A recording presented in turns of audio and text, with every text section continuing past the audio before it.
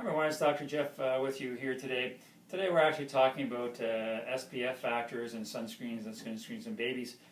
What SPF actually stands for is sun protection factor. And the way that they determined that is that they took a whole bunch of guinea pigs, of people, and they put them in the sun, exposed them to the ultraviolet rays, and measured how long it took for their skin to actually react to the sunlight, so turn red, get sunburn, and that's called your SPF factor.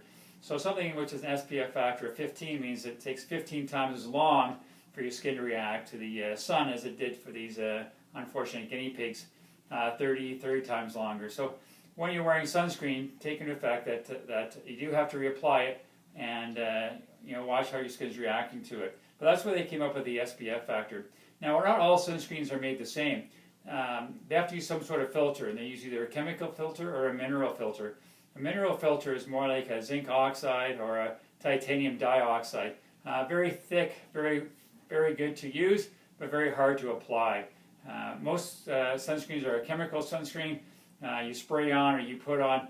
Now what you have to watch out for is some of these sunscreens, they actually use something called oxybenzone or octinoxate. Those are the two worst things you can find. There's some other ones in there too you can Google if you want, but those are the two worst things. They're actually hormone disruptors. So what they do is they actually disrupt the body's reaction to hormones. So using these products, and they found that in Americans, majority of Americans have these substances in their bodies already. This can lead to menstrual problems for females, breast enlargement for males. So these products are ones that you need to avoid when you're looking for sunscreen. So always look at what the sunscreen is made of. So you want to avoid the oxybenzone and octinoxate. Those are the two most popular ones that will give you problems. Now, when it comes to actually using it on infants, you have to watch it when you're putting it on babies. The American Pediatric Association recommends that babies do not, under the age of 6 months, do not get sunscreen put on.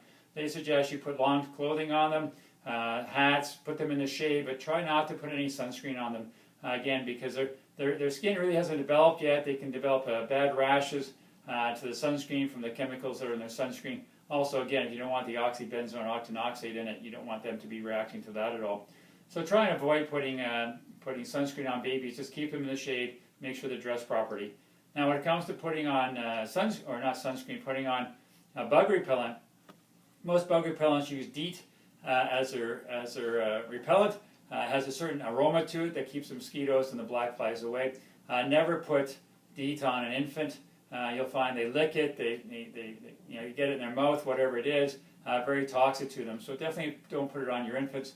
But when you put it on, make sure you always put the sunscreen on first, and you put the deodorant or the DEET on after, because they need the smell, and sunscreen will actually cover up the smell of the DEET to repel the mosquitoes. So always put the bug repellent on after you put the sunscreen on.